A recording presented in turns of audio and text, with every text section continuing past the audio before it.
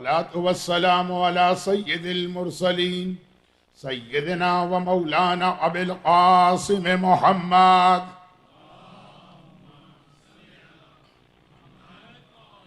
وآله الطيبين الطاهرين سيما على الإمام المنتظر أجل اللهم له الفرج.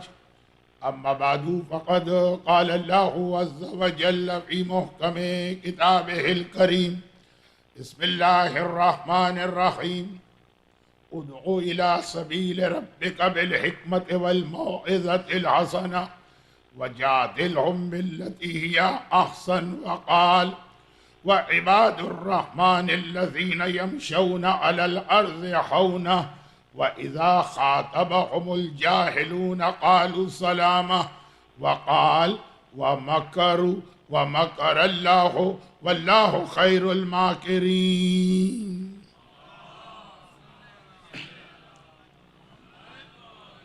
جیسا کہ کل رات کی مجلس میں مجبوراً مجھے یہ گزارش کرنا پڑی تھی کہ میں نے اتنے بڑے موضوع کو شروع کر دیا جو مجھ سے سمیٹا نہیں جا رہا تھا اور نتیجے میں ہر بات نامکمل رہ گئی تھی، اور پھر مجھے یہ عرض کرنا پڑا تھا کہ آج کی مجلس بھی اسی تسلسل میں ہوگی اور امام کے شہادت کے حوالے سے ہی گفتگو کی جائے گی.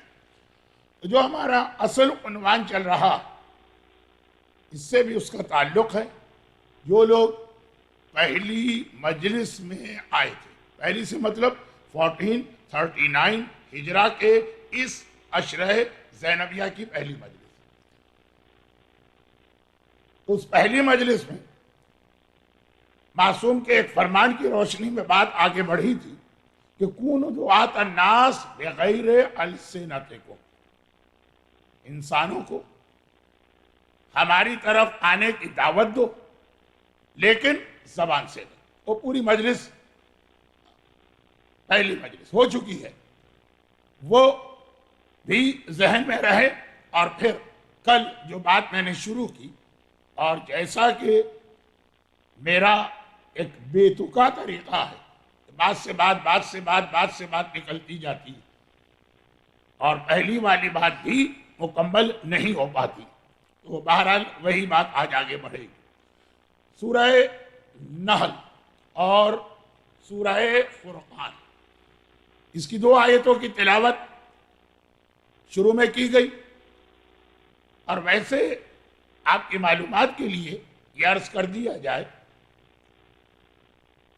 جب میں نے حوزہ علمیہ میں ایڈمیشن لیا تھا اس وقت یہ طریقہ کار تھا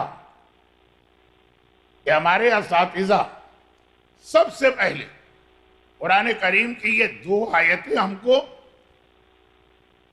میمورائز کراتے تھے، حفظ، اور پھر اسی کی روشنی میں کوشش کی جاتی تھی کہ ہم سب لوگوں کی، جتنے بھی اسٹوڈنٹس ہیں، ٹریننگ کی جائے. ہمارے برادر محترم بھی حوزہ علمیہ سے تشریف لائیں، اب معلوم نہیں کہ اس وقت وہاں کا کیا ماحول. یہ 2 آیتیں دینی طالب علم کے لیے بنیاد، آغاز یہاں سے ہوتا ہے. اور قرآن نے کہیں نہیں کہا کہ یہ 2 آیتیں کسی عالم یا دینی طالب علم کے لیے ہیں، یہ ہم سب کے لیے. اور یہی آیتیں بھول جانے کا نتیجہ فیس بک،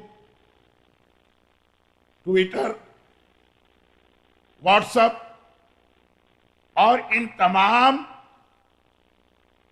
جدید زمانے کی وہ بہترین ایجادات جو تبلیغ دین میں بہت کام آ سکتی ہیں، ان تمام چیزوں کا غلط استعمال.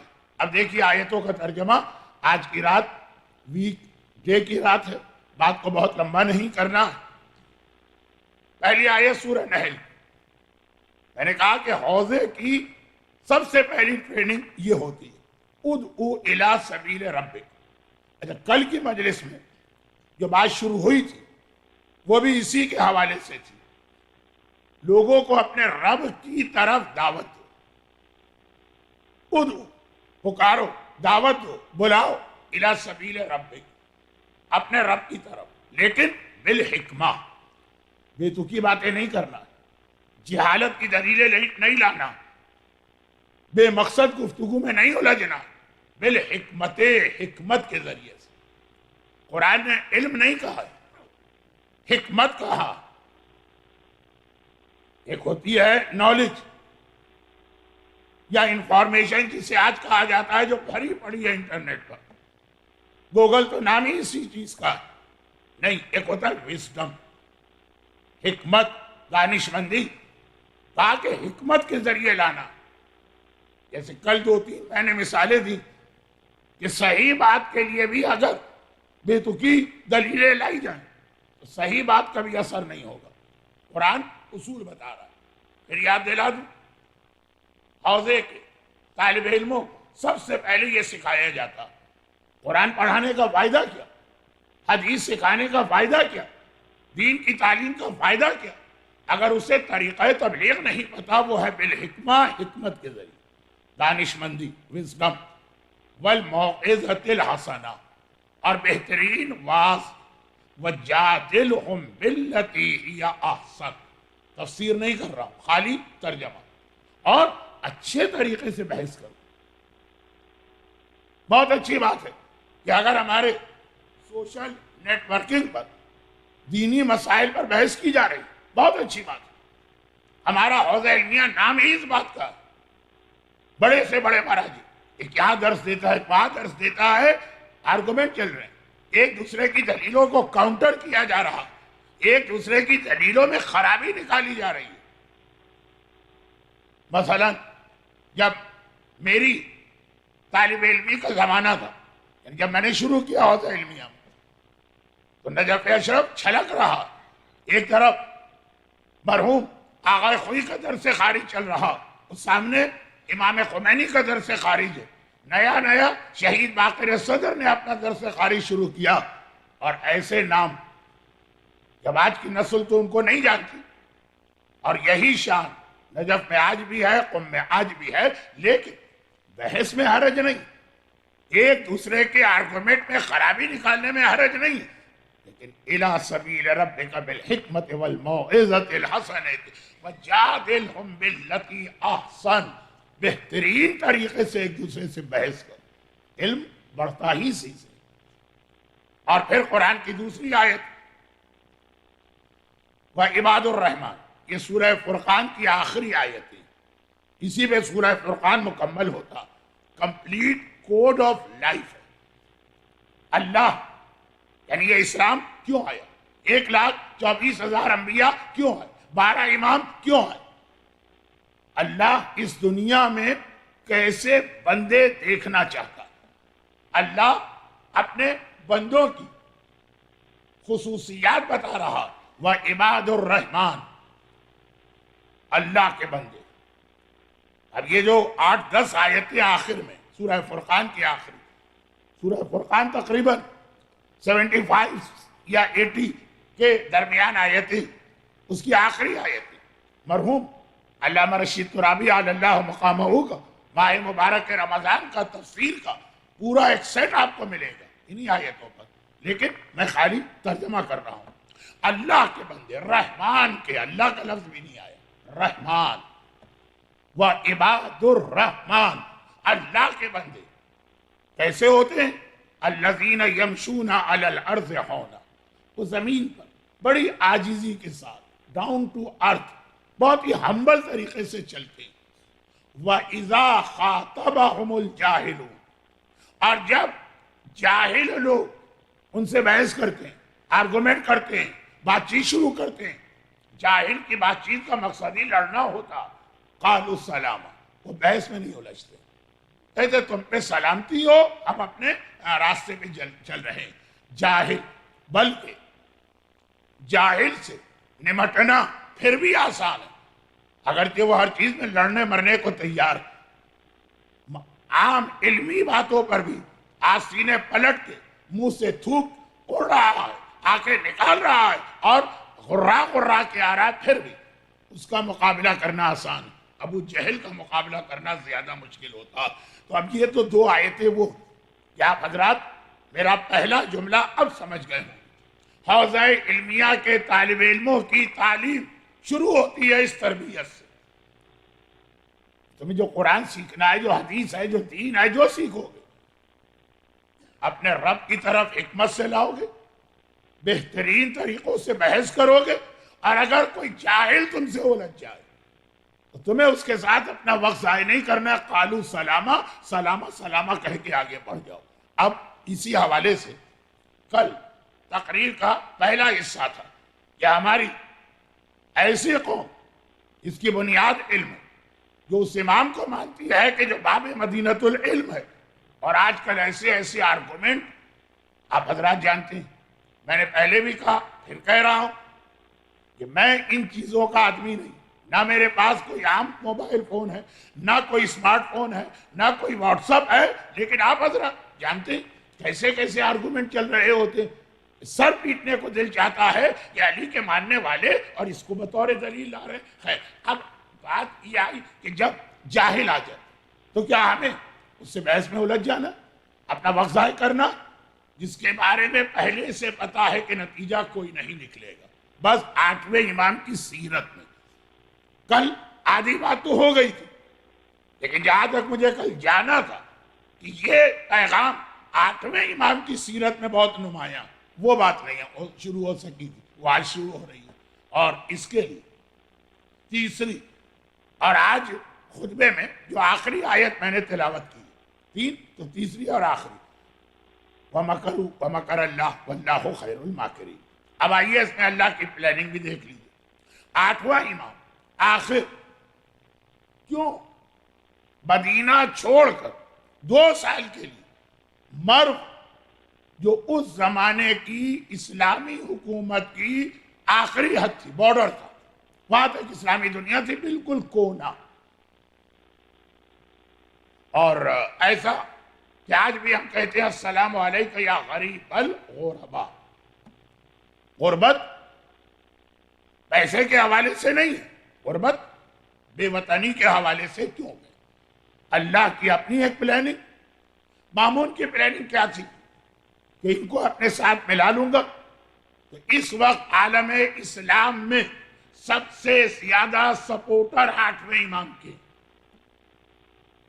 میں نے لفظ سپورٹر استعمال کیا کہ شیعہ تو محدود تعداد میں تھے، لیکن عام مسلمان بھی 8ویں امام سے اتنے زیادہ متاثر تھے کہ اگر ان کو اتنا پتا چل جائے کہ 8ویں امام نے مامون کا ساتھ دیا، وہ بھی مامون کے ساتھی بن جائے۔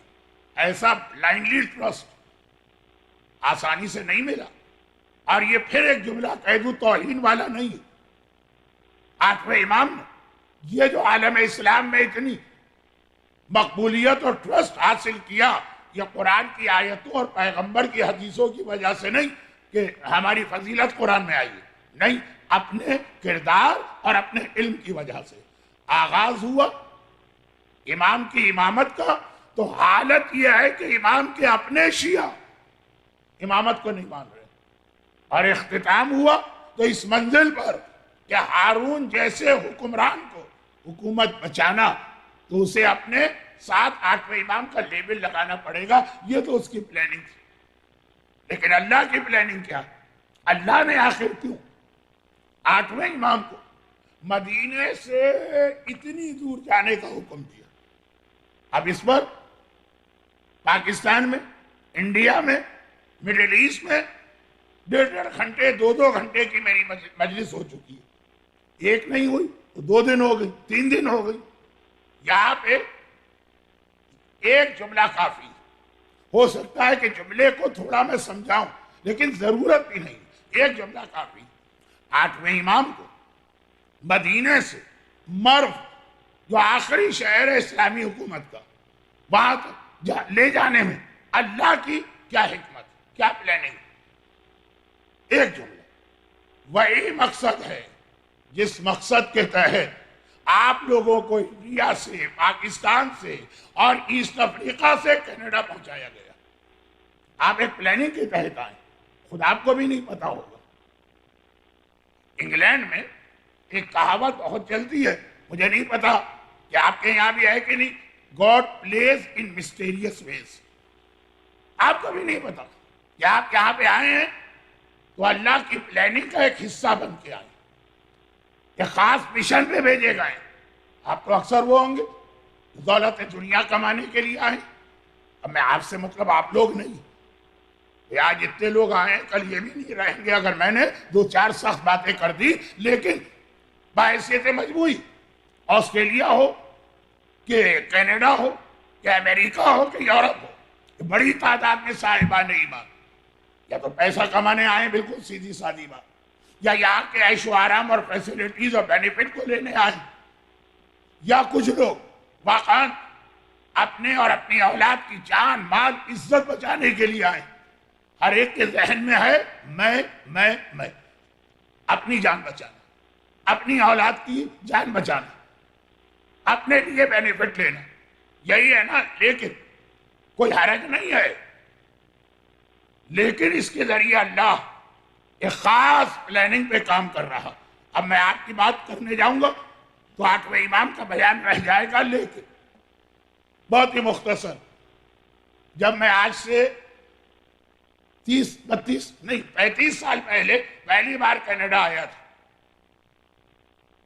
اس وقت تو سوائے ایک سینٹر کے ٹورنٹو میں کچھ بھی نہیں تھا. ایسا زمانہ بھی میں نے دیکھا. امریکہ تو میں اس سے بھی پہلے گیا. اب پوچھے 8 گھنٹے کی ڈرائیو کر کے لوگ خالی حلال گوشت لینے جاتے تھے. لوگ یہی کہتے تھے کہ ہمیں کون سے ہمارے دماغ میں کون سے کیڑے نے کاٹا ہے کہ ہم اتنی زحمت اٹھائیں، بسم اللہ پڑھو اور کھا لو. کیا کیا تماشے تھے وہ سب کی طرف نہیں جاتا ہوں. آج کون سی چیزیں ایسی آپ کو کمی محسوس ہو رہی جو اسلامی ملک میں ملے اور یہاں نہ ملے؟ مسجدیں، امام باڑے اور صاحبان ایمان کی اتنی بڑی تعداد. کیسے پتا چلتا ہے کہ مومنین کی کتنی تعداد ہے؟ ہمارے یہاں کوئی اس انداز سے ریکارڈ تو نہیں رکھا جاتا. وہ لڑائی جھگڑوں سے پتا چلتا، وہ واٹس ایپ کے گروپ سے پتا چلتا. جب واٹس ایپ کے گروپ ایک دوسرے کو گالی دینے پر آ جائے، اس کا مطلب یہاں مومنین بہت زیادہ ہو گئے، حد سے زیادہ. خیر، تو خلاصہ یہ کیا اللہ کی پلاننگ نہیں؟ ہر محلے میں، ہر کونے میں، ہر گوشے میں کوئی مسجد، کوئی امام باڑہ، مومن کا گھر، خواتین کی مجلس. اب میں ٹورنٹو کا تو اتنا عادی نہیں.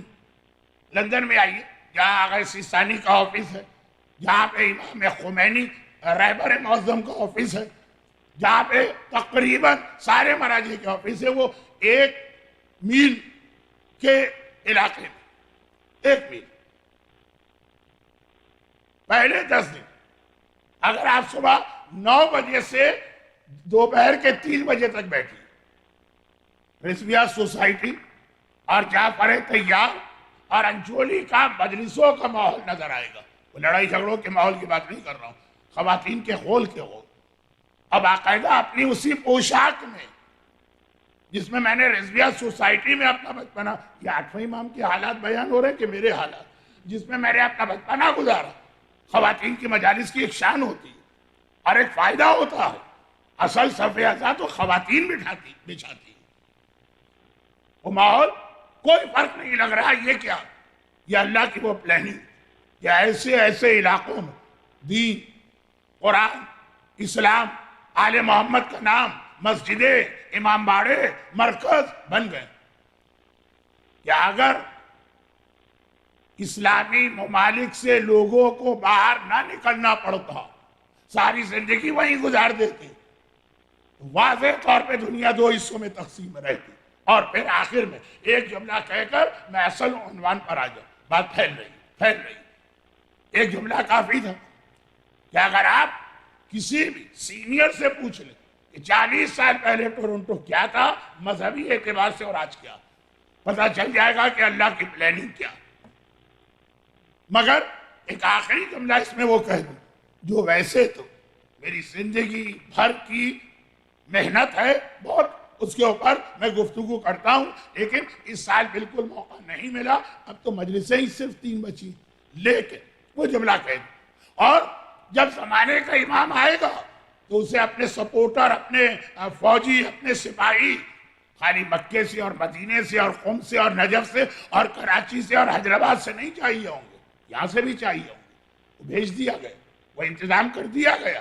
یہ اللہ کی پلاننگ چل رہی ہے کہ ہر اس جگہ پر صاحب ایمان پہنچ جائے، کہ جہاں جہاں ایمان کی حکومت قائم ہونا ہے اور پوری دنیا میں قائم ہونا۔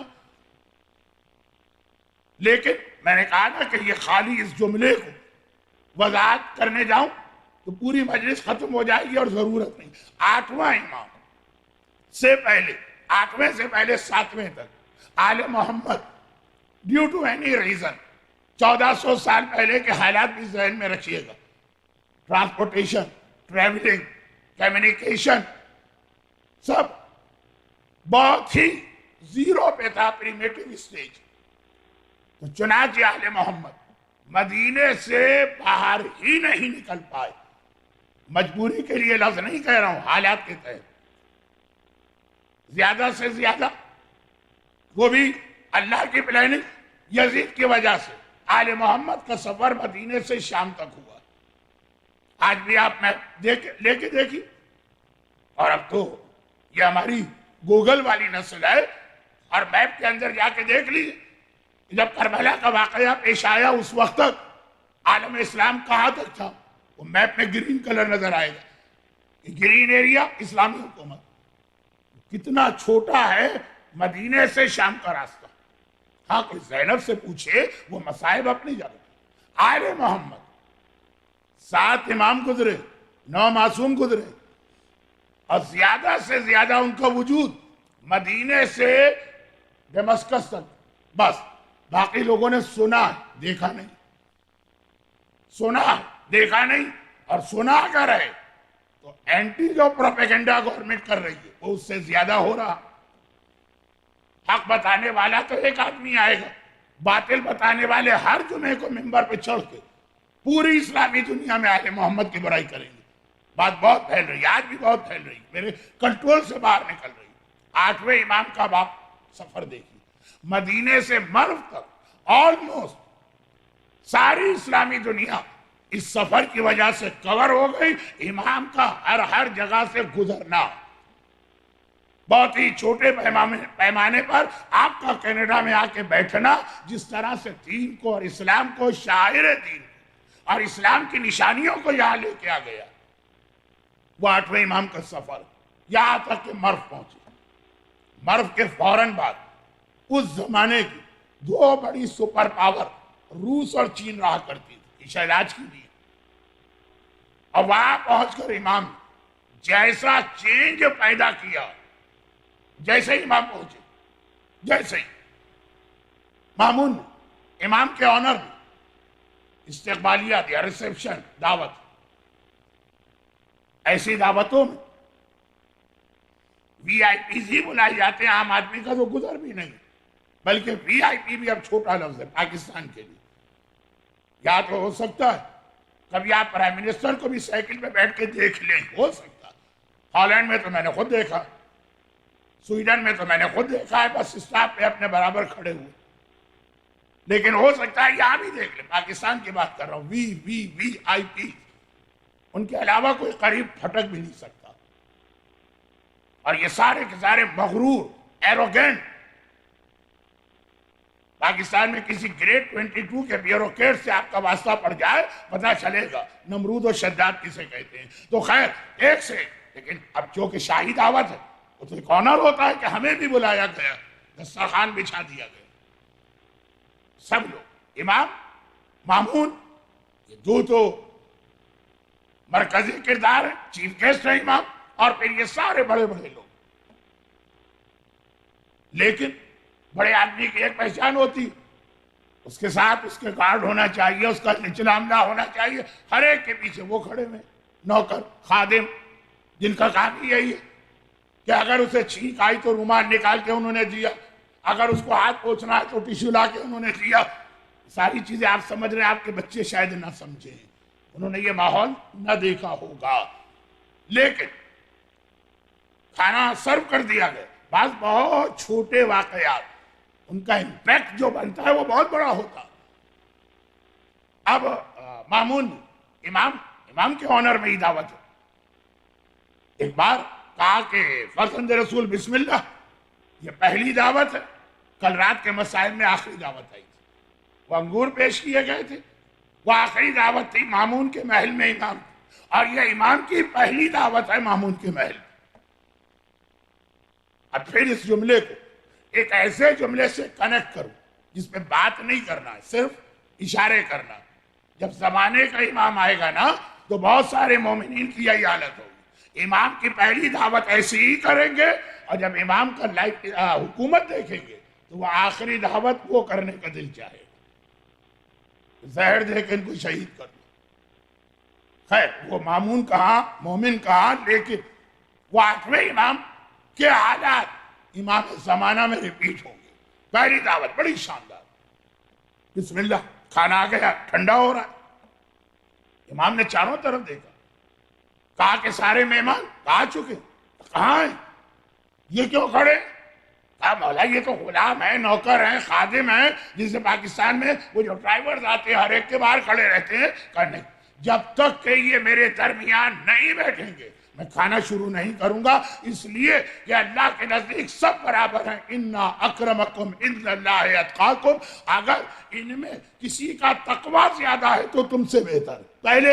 پہلے دن کھانے کے دسترخوان پر امام ٹرو اسلام پیش کر رہے ہیں ان غلاموں کے لیے جو ترکستان کے علاقے کے ہیں، مرد ترکستان کا پارٹ ہے، جنہوں نے کبھی صحیح اسلام دیکھا ہی نہیں، انہوں نے جو دیکھا وہ ہارون اور مامور کی بادشاہی دیکھی۔ امام نے کہا میں کھانا شروع نہیں کروں گا، اور ہر دو شہزادے کے درمیان، اور بنی عباس مامون کے زمانے تک 6-7 خلیفہ گزر چکے ہیں، بہت بڑا خاندان ہو گیا۔ اب جیسے سعودی عرب میں اتنے شہزادے کے سنبھالے نہیں سنبھل رہے ہیں، اتنے شہزادے سب بیٹھے ہیں دسترخوان پہ۔ امام نے ایک مرتبہ کہا ہر دو شہزادے کے بیچ میں ان میں سے ایک کو لا کے بیٹھاؤ۔ اگر امام یہ بھی کہتے کہ اچھا ہی دسترخوان ہے، یہ غلام پیچھے جا کے بیٹھ جائے یا سامنے آ کے بیٹھ جائے، غلام کا کندھا غلام سے ملا ہو تب بھی شاید برداشت ہو جاتا ہے، نہیں غلام کا کندھا شہزادے سے ملا ہو، ہر دو کے درمیان ہے غلام۔ پھر امام نے کھانا شروع کیا۔ آپ نے اور میں نے تاریخ میں عام طریقے سے واقعہ پڑھ لیا، لیکن ان غلاموں سے پوچھئے کہ جس دن سے وہ غلام بن کے اسلامی دنیا میں آئے ہیں، سوائے گالیاں، سوائے جھڑکیاں، سوائے فزیکل اٹیک، سوائے توہین کے انہوں نے آج تک کچھ نہیں دیکھا۔ اور آج یہ دیکھا کہ آنے والے نے خالی یہ نہیں کہا کہ یہ میرا نیچر ہے کہ میں غلام کے ساتھ بیٹھتا ہوں، اس نے کہا اسلام اس کا نام ہے کہ عزت ملے گی جو متقی ہوتا۔ آج صاحبان ایمان کی محفلوں اور مجلسوں میں بھی یہ کرائیٹیریا نہیں ہوگا۔ پیسے والے آ رہے ہیں، سیٹ صاحب آ رہے ہیں، دولت مند آ رہے ہیں، امام کا خالی دعوت میں بیٹھ جانا تبلیغ کا اتنا بڑا ذریعہ بنا کہ آج بھی آپ جا کے دیکھیں یہ پوری پٹی، جس میں آذربائیجان بھی ہے، جس میں تبریز بھی ہے، جس میں باکو بھی ہے، جس میں اور بڑے بڑے شہر، یہ آج بھی مہمان اہل بیت شیعت پہنچی کیسے؟ یہ مکر ہوا مکر اللہ۔ آپ کینیڈا کے اندر شیعت کو لے کر آئے ہیں، یہ وہی اللہ کی پلاننگ ہے جس کے تحت 8ویں امام کو مدینے سے مرو لایا گیا۔ دیکھیں اس بات پر بھی میں 1 گھنٹہ لے سکتا ہوں، لیکن ضرورت نہیں۔ ہاں، جو بات مجھے ایک جملے کے ساتھ ختم کرنا تھا، آج کی مجلس میں 3-4 جملے میں نے ایسے کہے، کوئی میرے دل سے پوچھے کہ میں کیسا تڑپ کے ایک جملے کے بعد آگے بڑھ گیا۔ دل چاہ رہا تھا کہ 15 منٹ بات کروں، لیکن نہ مجلس سے ابھی اتنی باقی ہے، نہ آج کی مجلس میں ٹائم ہے، صرف ایک جملہ کہہ کر، اور وہ یہ کہ یہ جو کچھ میں نے ابھی آپ سے کہا یہ ہسٹری ہے امام کے جہاد کو بتانا، لیکن اس کا پیغام کیا بنا؟ جس طرح 8ویں امام نے مدینے سے مر پہنچ کر دین کو ایسا پھیلایا کہ آج تک وہاں پہ شیعت اور آل محمد موجود ہیں، یہ آپ کی ذمہ داری کینیڈا میں۔ الٹا نہیں کرنا، میرا جملہ سنیے گا، آپ کو ریورس جہاد نہیں کرنا ہے۔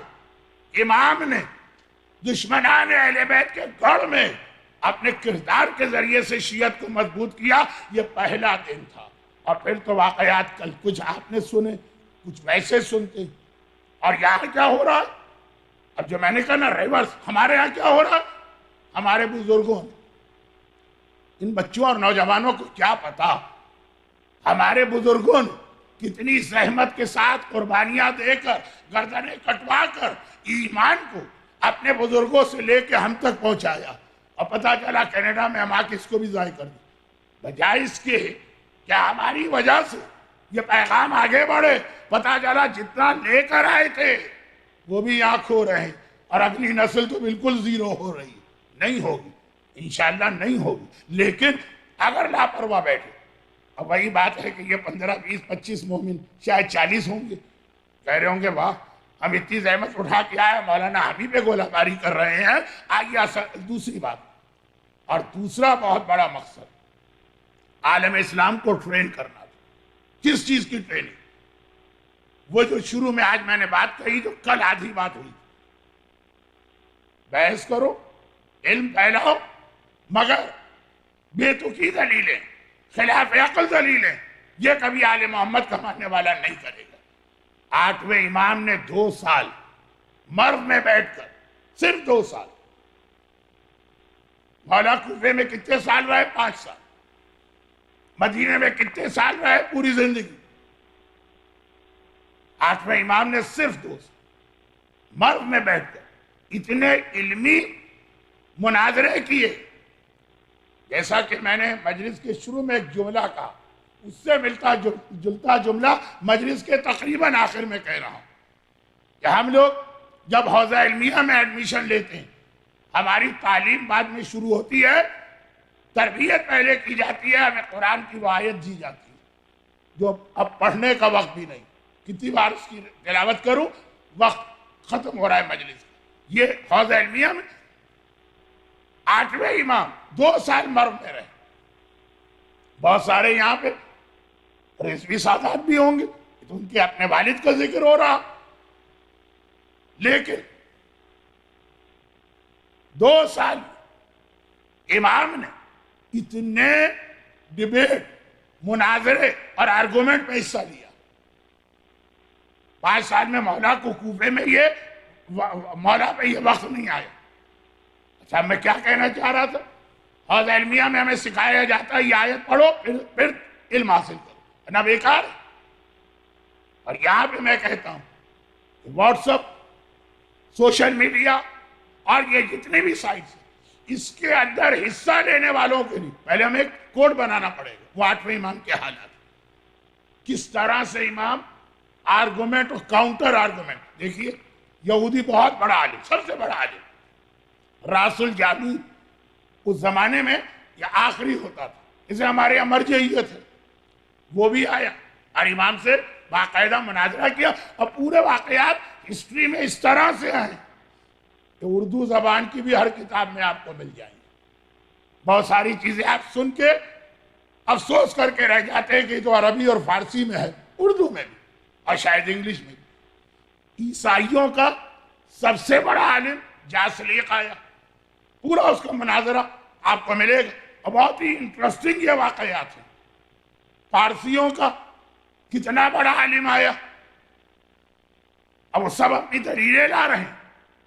کسی ایک موقع پر بھی آپ کو امام کے اسٹائل سے بھی نہیں لگے گا جیسے کوئی سپیریئر پوزیشن پہ بیٹھ کے بات کر رہا ہے۔ ایک ہوتا ہے نا کہ آپ کسی سے بات تو کریں لیکن اندازہ ہو جائے کہ یہ بہت اپنے آپ کو بڑا سمجھ رہا ہے یا ہے بڑا، چلے سمجھ نہیں رہا ہے بھی بڑا نہیں۔ اور کس کی بات ہو رہی ہے؟ اس میں گمراہ بھی ہیں، مشرک بھی ہیں، نجس بھی ہیں، کافر بھی، اور رہی صحیح کسر خود مامون نے پوری کر دی۔ روزانہ ایک نیا اعتراض لے کے آ جاتا، جیسے آپ روزانہ دیکھتے واٹس ایپ پہ نئی باتیں آتی، روز نئی۔ اس کا ایک فائدہ تو ہے، وہ یہ کہ بڑے سے بڑے ایشوز بھی 5 دن کے بعد لوگ بھول جاتے ہیں۔ ایک اور نیا پرابلم آ جب بھول گئے، وہ پہلی محرم کو ابھی کتنے دن گزرے، لیکن محرم کے مہینے میں جتنے ایشوز تھے نا وہ اس لیے ختم ہو گئے کہ ماہ سفر میں نئے ایشوز آتے چلے جا رہے ہیں۔ لیکن وہاں مامون کا یہ مسئلہ نہیں۔ کیا کوئی غیر مسلم اسلام پہ اعتراض کرے گا جو مامون اعتراض کر رہا؟ لیکن وہ اعتراض خود کہہ رہا، سمجھنا چاہتا ہوں، نبی اگر معصوم تو حضرت ابراہیم نے کیسے ستارے کو سجدہ کرنا چاہا، حضرت آدم نے کیسے اللہ کے، مامون کے تو اتنے سوال کتابوں میں، وہ تو روزانہ کا آدمی، اور سارا امام کا اسٹائل دیکھی، جو امام کی دلیلیں ہیں وہ اپنی جگہ وہ بھی بہت انٹرسٹنگ ہے، لیکن پہلے انداز، اور اس انداز میں یہ دونوں باتیں ہیں، ایک جو آج کی پہلی آیت تھی، بہترین طریقے سے آرگومنٹ کرو، اور دوسری، اور اگر کوئی جہالت کا مظاہرہ کرنے لگے تو چھوڑ دو، البتہ قالوا سلامہ کہہ کے آگے بڑھ جاؤ۔ دو واقعات بہت چھوٹے کر رہا ہوں میں، ورنہ واقعات ہو 40 منٹ کا، لیکن آپ نے ساری زندگی سنے تو کہیے میری مجلس ایسے اسٹیج پر پہنچ گئے کہ دلیل کے طور پہ ان کو پیش کرنا جاسلی۔ عیسائی دنیا کو اس زمانے میں پوپ کے بعد سب سے بڑا عالم مانا جاتا، وہ آ گئے، اور آنے کے بعد کیپٹل میں اس طرح سے اس نے کرسچینٹی کی تبلیغ شروع کی کہ بات کچھ نہیں، لیکن ایسا آرگومنٹ بنایا کہ مومن اپنے آپ کو اس میں پھنسا ہوا محسوس کر رہا، اور بات مومنوں کی نہیں، مومن کتنے ہوں گے اس زمانے میں، عام مسلمان۔ میں یاد ہے مجھے المہدی کا یہی ممبر، جسے 3 مرتبہ یا 4 مرتبہ یہ واقعہ میں پڑھ چکا ہوں، کیونکہ ایک زمانے میں 21 سفر سے 30 سفر کا عشرہ میں پڑھا کرتا تھا، جس میں 29 سفر کو میں 8ویں امام کے حالات پڑھتا تھا۔ خیر، 3 سوال جاسلیق 3 سوال بنا کے لایا، اور تینوں سوال ایسے کہ ہر مسلمان اس کو بہت ہی آسان سمجھ کے اس کا جواب دے گا، وہ کوئی بحث نہیں کرتا۔ بہت مشہور واقعہ، پھر بھی کیوں پڑھ رہا ہوں، اس لیے کہ اس کا دوسرا پارٹ کم پڑھا جاتا ہے۔ 3 سوال، تینوں بہت ہی آسان، بچہ بھی سمجھ جائے۔ کہتا ہے صرف یس یا نو میں جواب دو۔ آج کل کمپیوٹر میں پروگرامنگ میں کبھی کبھار ایسے بہت سے کمپٹیشن یا سوالات یا سروے یا فیڈ بیک یا بہت سی چیز، یس یا نو، تیسرا کوئی آپشن ہی نہیں ہوتا۔ تینوں ایسے آسان سوال کہ یہ بچہ بھی اگر سمجھے تو کہہ دے گا یس۔ کیا تم حضرت عیسیٰ کی نبوت کو مانتے ہو؟ کون مسلمان کہے گا نو؟ آپشن اس نے صرف 2 دیے، یس یا نو۔ یس۔ اگلا پیج آگے، کیا تم حضرت عیسیٰ کی زندگی کو مانتے ہو؟ اب خود جاسلیق کہتا ہے کہ عیسیٰ مارے جا چکے ہیں، لیکن مسلمان سے کہہ رہا مانتے ہو؟ کل بھی میں نے آیت پڑھی، قرآن نے کہا ہم تمہیں اٹھا رہے ہیں، تو ہر مسلمان کیا کہے گا؟ یس۔ لمبی چوڑی بات نہیں ہے، یس یا نو، یس۔ اور اس کے بعد تیسرا اور آخری سوال، اور اپنے نبی کی موت کے قائل ہو؟ کل کی مجلس میں یہ آیا کہ بعض تو گمراہ فرقے امام کی بھی موت کے قائل نہیں تھے، لیکن وہ تو گمراہ تھے نا۔ کون مسلمان کہے گا کہ نہیں ہم نبی کی موت کے قائل نہیں؟ کہا یس مانتے ہیں، تینوں یس۔ کہا بس اب جھگڑا ختم، جب تک تمہارا نبی زندہ تھا تب تک تو یہ جھگڑا ہو سکتا تھا کہ کس کا کلمہ پڑھو، اب جب یہ طے ہے وہ مر چکا اور عیسیٰ زندہ ہیں، تو زندہ نبی کے ہوتے ہوئے مردہ نبی کو ماننا نہ عقل کے مطابق ہے نہ سیرت انبیاء کے مطابق۔ یا تو دونوں مر گئے تو بحث ہوگی کہ کس کے اوپر باقی رہو، یا دونوں زندہ ہیں تو بحث ہوگی، لیکن جب یہ بات تم بھی مان رہے، اب مسلمان پھنس گیا۔ اس میں سے کسی کا جواب نو میں بھی نہیں دے سکتا۔ ہاں عیسیٰ زندہ، ہاں رسول مر گئے، ہاں عیسیٰ بھی اللہ کے نبی تھے اور بہت بلند درجے کے نبی تھے۔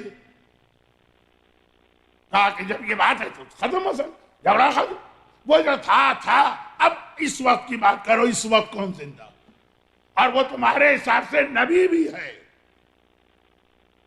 بہت یعنی اس میں کوئی جان نہیں ہے دلیل، لیکن ایسا پھنسا لیا کہ کوئی جواب نہیں دے پا رہا، اور جب جواب نہیں دے پا رہے ہیں تو لوگ دشمنان اسلام آج بھی ایک جملہ کہتے ہیں، ہمیں مسلمانوں کو غیر مسلم بنانے میں کوئی دلچسپی نہیں.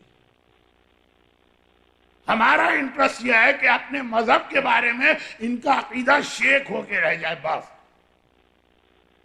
وہی سب سے بڑی کامیابی ہے. کیونکہ اسلام کا سب سے بڑا دشمن یہ نہیں کہتا کہ میں اسلام کو نہیں مانتا، وہ کہتا ہے مجھے نبوت میں شک ہوتا. تو یہ شک ہے نا، شک، یہ سب سے بڑا کفر ہے. دیکھیں اگر کوئی اور صحیح معنوں کا مذہب ذاکر ہوتا تو آپ سے بھی کتنے نعرے لگوا لیتا، جو اتنا ٹھنڈا مجمع ہے مجھے وہ چاہیے ہی نہیں. میں تو آپ کو اصل موضوع پہ لے جا رہا ہوں، شک. آج پلاننگ ساری یہ ہے. نہیں، ان کو اپنے مذہب میں یا فرقے میں نہیں لینا. ہمیں آیت اللہ سیستانی کا جو کراچی میں ایک بہت ہی برننگ ایشو والا فتویٰ آ گیا، ہمارے کتنے اسکول، اپنے شیعہ اسکول جو بنے تھے وہ سب کے سب حرام ہو گئے اس فتوے کی وجہ سے. تو اس کے اوپر یہی آرگومنٹ تھا. اب میں وہ پڑھنا نہیں چاہتا ایشو اس وقت ممبر سے، کہ وہ آرگنائزیشن جس نے ہمارے اسکولوں پہ آ کے قبضہ کیا وہ کسی کو اپنے مذہب میں شامل ہی نہیں کرتی. دنیا میں 2-3 مذہب ایسے ہیں جن کے پاس دروازے بند ہیں. تبلیغ نہیں ہے، کوئی آنا بھی جائے تو نہیں آ سکتا. وہاں اس میں وہی آدمی ہوگا جو بائی برتھ ہے. ان میں ایک وہ مذہب بھی ہے جس نے ہماری ساری محنت، ہمارے وہ اسکول جو خمس کے پیسے سے بنائے بھی گئے اور ان کا ایجوکیشن اسٹینڈرڈ بھی پاکستان کے ٹاپ میں آتا، ان پہ قبضہ کر دیا. لوگوں نے کہا بھائی یہ آرگنائزیشن یہ ہمیں کیا بہکائے گی، تو قائل ہی نہیں ہے کہ کسی کو اپنے مذہب میں لیں. مذہب میں لینا نہیں، اپنے نظریے کے بارے میں جو ہمارا عقیدہ ہے شک میں مبتلا کرنا، یہی ان کی کامیابی ہے. تو خیر جاسلیق ایٹ لیسٹ مسلمانوں کو شک میں مبتلا کر رہا. مامون نے ہاتھ جوڑ دیے، مولا اتنا بڑا فتنہ آ گیا، آپ ہی اس کا مقابلہ کر سکتے ہیں. لوگوں نے 8ویں امام کو، لوگوں سے مطلب جو کچھ مومن تھے، بات جلدی ختم کر رہا ہوں خاصا وقت ہو گیا، لوگوں نے کہا فرزند رسول، ایک جہالت کی باتیں الفاظ میں الجھا رہا، آپ کی شان کے خلاف ہے ایسے لوگوں سے بات کرنا. وَإِذَا خَاطَبَهُمُ الْجَاهِلُونَ قَالُوا سَلَامًا. امام نے کہا نہیں، اس کا فتنہ اتنا بڑا ہو گیا، اس کو بھی پتہ چل گیا. عالم اسلام کی جو فائنل اتھارٹی ہے آج وہ مجھ سے بحث کرنے آ رہی ہے. ان کو اگر میں نے ہرا دیا تو ختم، پھر تو ہے ہی نہیں کوئی ریزسٹنس. امام آئے، بہت دلچسپ واقعہ ہے، 40 منٹ لگتے ہیں، پھر بھی میں نے 8-9 منٹ تو لے لی. پہلا حصہ پڑھا جاتا ہے، اس میں ایک پوائنٹ کو ہائی لائٹ کرنے کی ضرورت، اسے ہائی لائٹ نہیں کیا جاتا. وہ ہمارے اجتہاد اور مرجعیت کی بنیاد ہے. میں بھی ہائی لائٹ نہیں کروں گا وقت کا. دوسرا بھی بہت اہم ہے، 3 جملے دوسرے والے. پہلا حصہ، امام آئے، جاسلیق نے ایک مرتبہ کہا، پہلا سوال، آپ حضرت عیسیٰ کی نبوت اور رسالت کے قائل ہیں کہ نہیں؟ اب اس کو جواب بھی نہیں سن رہا. اس کو پتا ہے اس کا جواب یس ہے. اگلے سوال کے لیے تیار ہو گئے. اب امام نے ایسا جواب دیا کہ وہ چکرا گئے. کمپیوٹر میں تو یس یا نو ہے، کوئی تھرڈ آپشن ہے ہی نہیں، ہم چکرا جاتے ہیں. اس نے ایسا سوال کمپیوٹر نے کیا کہ ہمارا جواب یا یس بھی نہیں ہے نو بھی نہیں. آج کل کہیں مجھے کمپیوٹر میں مل جاتا ہے I don't know, third option مثلا یس نو آئی ڈونٹ نو. خیر اب امام نے جواب ایسا دیا، نہ یس میں فٹ ہو رہا نہ نو میں. امام نے کہا کہ میں عیسیٰ کی نبوت کو مانتا بھی اور نہیں بھی مانتا. اب یہ تو آپ کے حساب سے مولویوں والی بات ہو گئی، ہے بھی اور نہیں بھی ہے، اور یہ بھی ہے اور وہ بھی ہے. یہ ہے ادعو الی سبیل ربک بالحکمہ، وزڈم. گھبرا کے کہا کیا مطلب؟ کہا دیکھو میں اس عیسیٰ کو مانتا ہوں جس نے یہ کہا کہ میرے بعد میرا سردار آنے والا ہے، وہ قیامت تک کا نبی ہوگا. ایسا کوئی عیسیٰ ہے اس کی نبوت کو مانتا ہوں. اور اگر کوئی ایسا عیسیٰ ہے جس نے اپنے بعد میرے نبی کی نبوت کا اقرار نہیں کیا ہے، میں اس عیسیٰ کو نہیں مانتا. اب بات کیسے آگے بڑھا؟ اب جاسلیق بات کیسے آگے بڑھا ہے؟ امام نے عیسیٰ کو مانا بھی اور نہیں مانا. وہ عیسیٰ جو محمد کا کلمہ پڑھتا ہے اس عیسیٰ کو مانتا ہوں. بات یہ ختم ہو گئی. اب وہ چکرا کے بیٹھا ہے کہ آگے کیا بات کروں.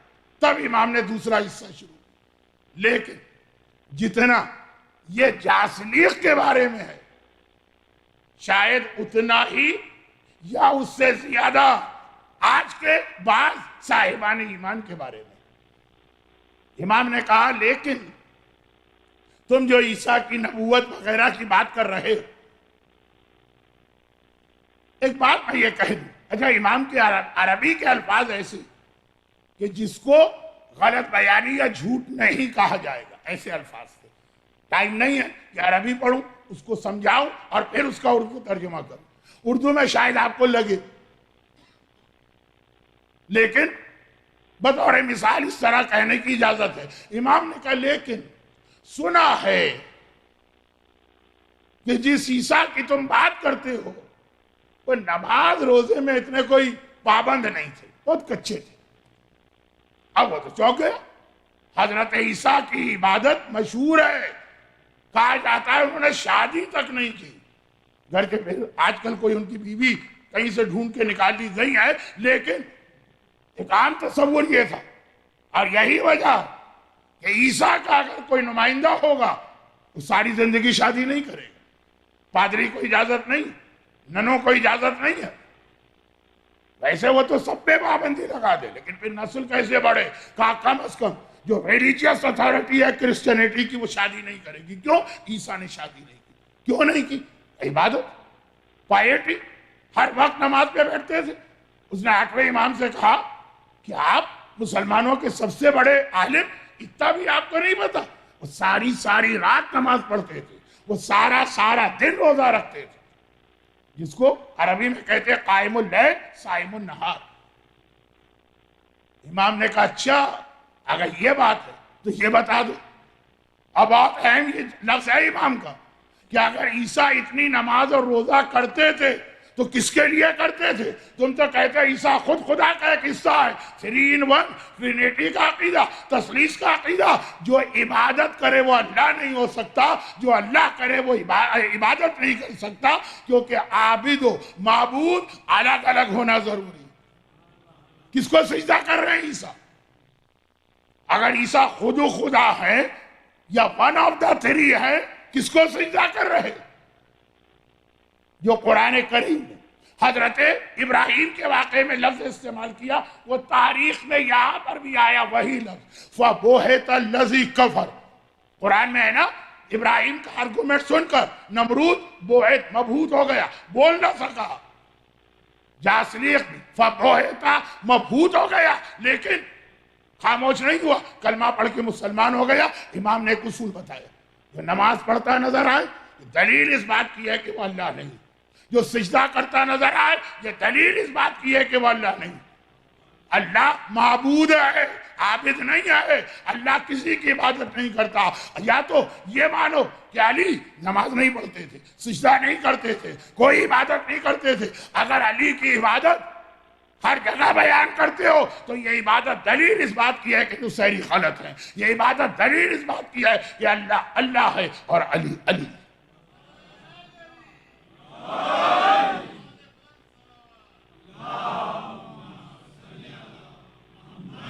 جاسلیق کا واقعہ تاریخ کی ہر کتاب میں ہے، جس کے دوسرے حصے میں امام نے وہ آرگومنٹ پیش کیا جو ہر مومن کو اچھی طرح یاد کرنا چاہیے. کیونکہ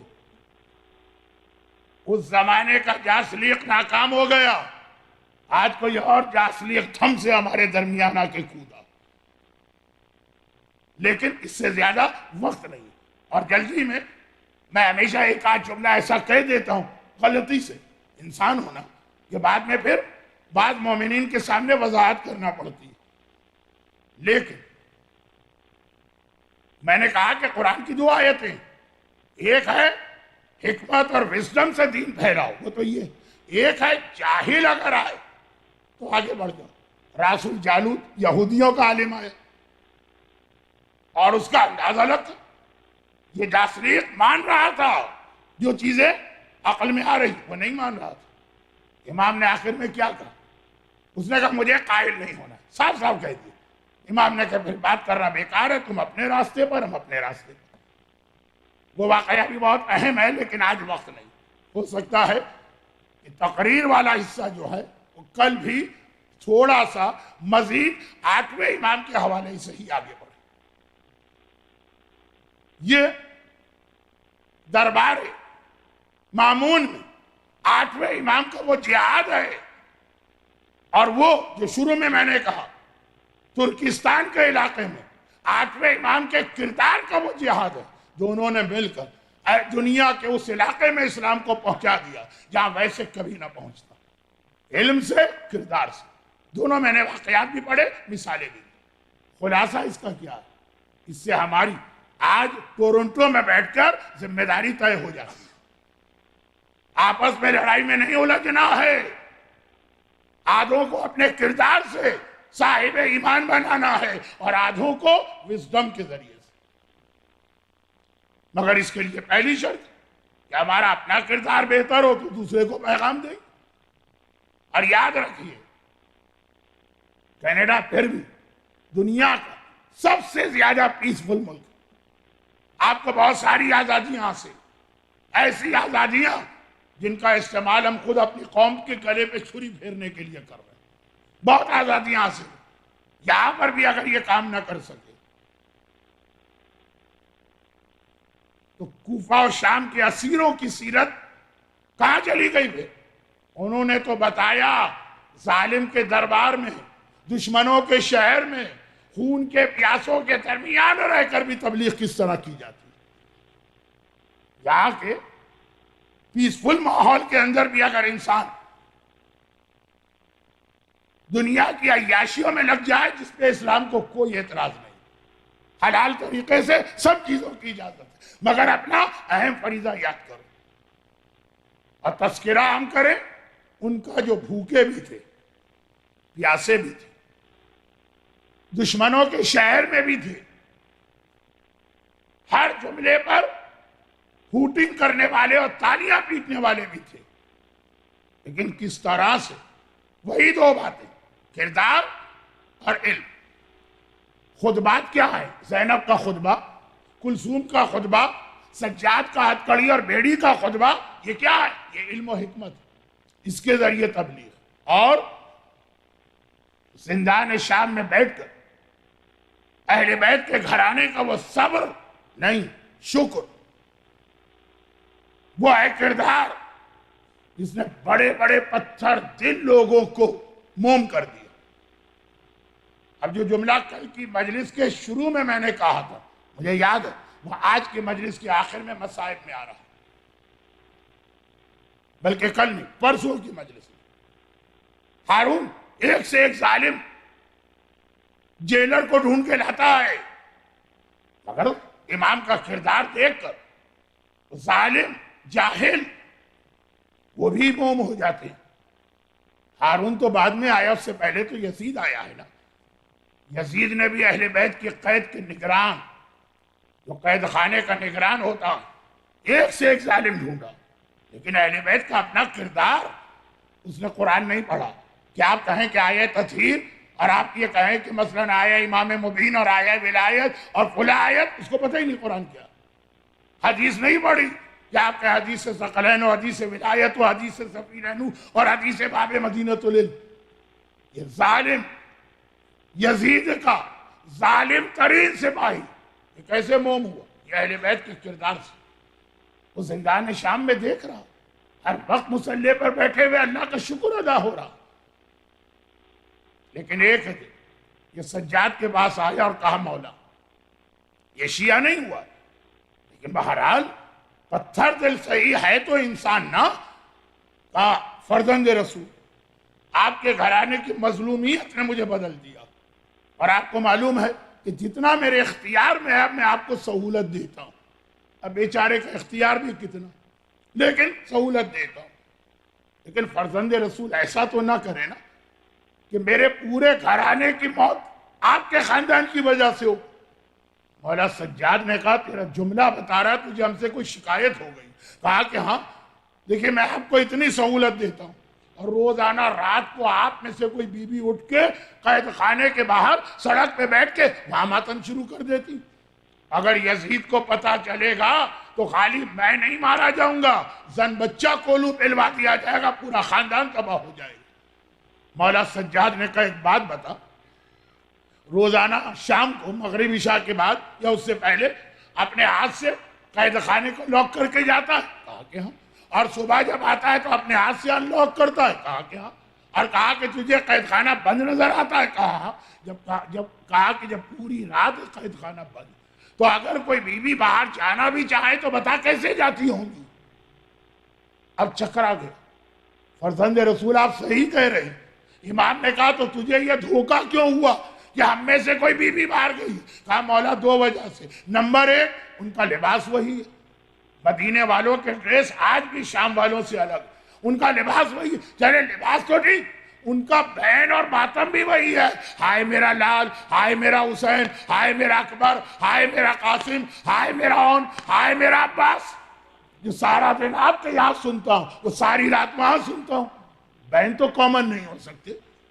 مولا سجاد نے کہا اچھا اب اگر وہ بیوی نظر آئے تو مجھے لے جانا. جانتے ہیں قید خانے میں آئے عصر عاشور، شاید دوسری مجلس میں ایک جملہ کہا تھا کہ زینب مر جاتی لیکن حسین نے ذمہ داری دی، میرے مقصد و میری اولاد کو بچانا تیرا کام ہے. تو زینب ہر وقت سجاد کو دیکھتی رہتی ہے. کہا کہ بیٹا سجاد، یہ ظالم کا سپاہی اتنی دیر کیا باتیں کرتا رہا، خیریت تو ہے؟ کہا پھوپھی اماں یہ بات. زینب حیران، سجاد بیٹا یہ کون بیوی ہے؟ اب اگر وہ آئے تو مجھے بھی اپنے ساتھ لے جانا. وہی رات تھی، آدھی رات کو وہی نگران دوڑا دوڑا آیا، وہی دروغہ دوڑا دوڑا آیا اور کہا فرزند رسول ذرا دیکھی. مولا نے آواز دی پھوپھی اماں آئیے. آج بھی وہ بیوی آئی ہیں. یہ تینوں باہر نکلے. مولا سجاد زینب کبریٰ سڑک کے کنارے ایک سیاہ پوش بیوی کو وہی بین کرتے دیکھ رہے ہیں. سجاد اس قید خانے کے نگران کو بہت دور لے گئے. زینب مرتبہ بیوی کو دیکھا اور کہا کہ پہلے تو علی کی بیٹی آپ کا شکریہ ادا کرنے آئی ہے. میرے لٹے گھر کا کسی نے ماتم نہ کیا، آپ نے میرے لٹے گھر کا ماتم کیا. جواب ملا اس گھر کا ماتم میں نہ کروں تو اور کون ہے اس کا ماتم کرنے والا؟ زینب گھبرا گئی. کہا یہ آپ کی آواز تو سنی بھی لگ رہی ہے، جانی پہچانی ہے، ایسا لگ رہا ہے پہلے بھی کبھی آپ کی آواز سنی ہے. بی بی یہاں دور دور تک کوئی نامحرم بھی نہیں ہے اور رات کا اندھیرا ہے، للہ اپنا تعارف کرائیے. بی بی نے چہرے سے نقاب کو ذرا سا ہٹایا. زینب نے دیکھا میری مظلومہ ماں، میری دکھیاری ماں فاطمہ زہرا میرے سامنے. زینب بیٹی گھبرانا نہیں، بڑے سے بڑا امتحان ہو، فاطمہ ہر منزل پہ تیرے ساتھ. اجلو الا ولعنت اللہ علی اعدائہم اجمعین. پروردگارا ام المصائب زینب کبریٰ کے اس امتحان کا واسطہ اور زینب کی زینب سے زیادہ دکھیاری اور مظلومہ ماں فاطمہ زہرا کا واسطہ، جو مومنین اور مومنات آج کی مجلس میں آئے ہیں، ان کو اور ان کے گھروں کو اور گھر والوں کو دنیا اور آخرت کی ہر پریشانی سے محفوظ فرما. دنیا بھر کے مظلوم شیعان حیدر کرار اور مستضعف مسلمان، برما سے لے کے بحرین سے لے کے یمن سے لے کے سیریا سے لے کے نائجیریا سے لے کے جہاں جہاں، خدا بندہ ان کی جان مال عزت و اولاد کی حفاظت فرما. اس صف اعضاء پر بیٹھنے والوں کی ساری حاجتیں پوری فرما اور ان مظالم کے انتقام کے لیے امام زمانہ کے ظہور میں تعجیل فرما. ماتم حسین.